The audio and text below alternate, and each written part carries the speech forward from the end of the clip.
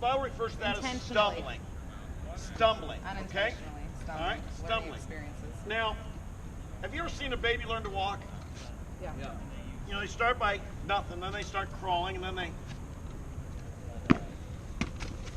they fall, and they get back up, and then they fall again. They get back up, they fall again. And you know, a baby learning to walk will fall many, many times a day. But there comes a point where their legs get strong and they have their balance and they learn how to walk. Me, physically, I haven't stumbled all day. I haven't stumbled. I can't remember the last time I was walking along and I, you know, tripped. You know, physically. Okay. Can you remember the last time you tripped? Yeah, I'm pretty uncoordinated. So recently? Yeah, like probably this weekend. This weekend you fell like down the stairs or something? Not down the stairs, just walking, just. You just tripped, okay? Yeah, and I was sober too. Yeah. Now let me give you some hope. Okay. The day might come, if you keep practicing, that you'll be able to walk in which tripping is kind of a rarity in your life. Okay? Okay. What about old age? Likewise, spiritually, we start to walk, and early on we trip a lot. Well, we crawl, and then we start to walk, and we trip a lot. We stumble a lot. But there comes a time, the more you walk with God, the less often you're going to trip. You know, pride is so huge. Now, here's the key thing. There's a couple things. Monica says pride is bad. Well, of course, pride is bad. But pride is what will make you fall. If you walk humbly with God, figure out how biology works. if you walk humbly with God, then God gives you His grace and He puts His Spirit in you, and you live a life of obedience to God. If you're proud and self-righteous, and you're trusting in your own strength to be a better person, you're never going to make it. But if you learn how to walk in the Spirit, you'll make it. Now, let me give you a hint. Because you're a Christian, are you? I don't know. I'm not really sure. Based on definitions, I don't know, and that's why I'm asking. Okay, well, let me give you a hint here about, in the Bible it says God desires truth in their innermost being. Yeah. Here's the problem with a lot of Christians. They know the right thing in their head. They might even memorize Bible verses in their head. But in their heart, they still long for sin. The truth of God has only gotten to their head. You eventually lose the urge. The truth of God has only gotten into their head. It hasn't gotten down into their innermost being. And so they've got this battle going on. My head says, obey God, but deep in my heart, I think sin is still appealing. That's human behavior. And I think what you need to strive for, if you want to be really sanctified, is say, God, get your truth down deep into my heart. And I hate to say it, but you know how it usually gets there? Talking to Him? It helps to pray, it helps to meditate, it helps to memorize. It's essential. But you know how it really gets there, ultimately? I'll just say from my experience. Through a rebirth of your soul. Well, you got to be born again, obviously. I'm talking here to people who are Christian. I need the express version, though, because I do have to leave in about 2 minutes. Oh my gosh, I hate to I'm not say in it. the Christian category because I couldn't whip out a verse if we are the favorite. The way it gets there is through suffering. The way it gets there is through suffering. Yeah, you got to go through the desert. And usually, you learn, see with me, I hate sin. I don't find sin appealing. I don't want to do it. I hate sin. Why? I've been around it long enough, It's and I've impossible to experienced live the your suffering. day without sinning, though. We are forgiven. I've experienced enough sin in my own life that I just want nothing to do with it anymore. I just say, deep in my soul, I've suffered because of sin, and I say, I see its ugly side, I see what it is, I don't want it. I got a feeling Donald Trump. Are you today, a fan of Hillary Clinton? I got a feeling that Donald Trump today Is he doing that? has a far more Is he greater promoting Hillary Clinton? hatred of the sin of lust than he Not at did all. last week. Why? Because of all he suffered because of his lustful comments that came out on Friday, and the embarrassment, the shame before his wife, his kids, How do you the know American he's public. actually went through I've got that a transition? feeling that down deep he really wishes, I wish I hadn't said that, doggone it, I got to lick this. It's bad. Look what it's done to me, you see? And so I've suffered because of sin, and therefore I don't want to sin again. I really don't. Now, I'm not going to tell you that I won't, because I don't know. I don't know what tomorrow may bring. But I'll say this. I do not find sin appealing.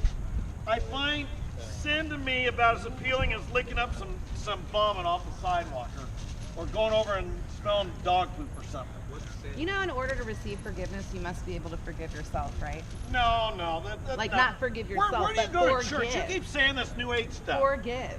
You keep saying this New Age stuff that has no foundation in the Bible. You mix a little bit of Bible verse here and there, and then you say stuff that sounds like, modern psychology or New Age spiritism. Why does psychology not play a role into this? Well, because you say things that are ridiculous. All right, I've had enough of this. Have a good day. I don't know if you being rude was just a form of getting me out of the way so you can take the floor more or what. So my friend here, good luck with your enlightening. Understand that if you really want to overcome sin, yep. You need Jesus Christ, you need the Word of God, you need prayer. But I'm going to say you probably have to suffer a little bit. Probably have to suffer a little bit. And I got a feeling, like I said today, I would imagine a guy like Donald Trump,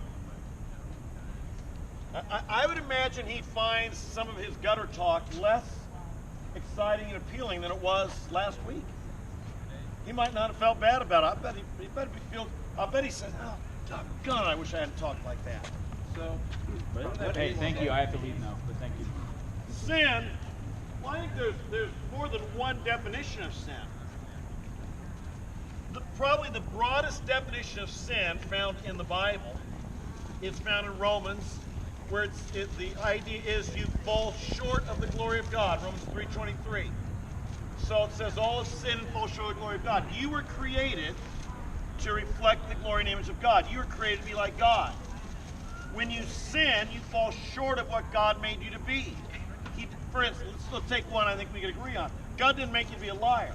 He made you to be a truth teller. God will never lie to you. God only tells you the truth. So when you lie, you fall short of what God made you to be. He made you to be a truth teller, and you were now a liar. You fall short. So anything that falls short.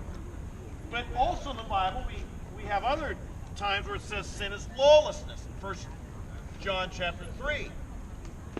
So sin would be any time you're breaking the law of God. And here, one is putting, what I need to be, but the other is, am I living a life of disobedience? Am I obeying God or not? Why should we obey God? Because He's God. Why? He's God and you're not. So? I mean, that's kind of like, why should I obey the police when I'm out driving on the freeway? Because the police can actually punish us? Well, sin will always have its consequences. I have a few both here on life and in eternity. I have a few NCAT friends who want to talk to you about whether or not we should obey the police.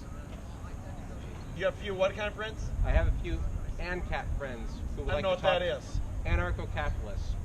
I would like to talk to you about whether or not we should obey the police. Well, those guys, don't hang out with them. You might become like one of them, unless you're off witnessing to them about Jesus, right? You don't want to become an anarchist. Satan was an anarchist, and look where it got him. He got cast out of heaven into hell. He defied an egotistical being? He defied God. Right. Now, why did he defy God? Because he was the egotistical one. God's not egotistical. I would argue that God is the egotistical one. If Well, he created human do beings, you believe in God? If God Do you believe in literally God? created human beings to reflect the glory of Him, that's pretty egotistical. Well, it's kind of like, depends on who you are. I mean, like, if you're God, I would say it's pretty awesome that God created me to be like Him.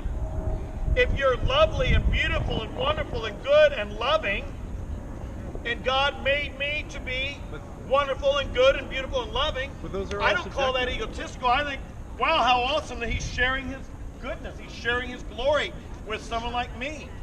Now, if you're saying, God doesn't make us in His image, and He made us just to be like, poop or something, that's one thing. But God made us God made you to be like Him. What a wonderful God He is. Well, I have no interest in being anything like God. It's kind of like saying, you know, my professor's trying to teach me to think like him. Oh, he's so egotistical. Well, maybe your professor's smarter than you. Maybe you have something you could learn from him. Who created God? Maybe God is better than you, and there's something you could learn from God. What if it No one. No one created God. No one created God. What if it has nothing to do with being like God? Just that God has no idea what it's like to be human. Well, He does know what it's like to be human. No, He doesn't.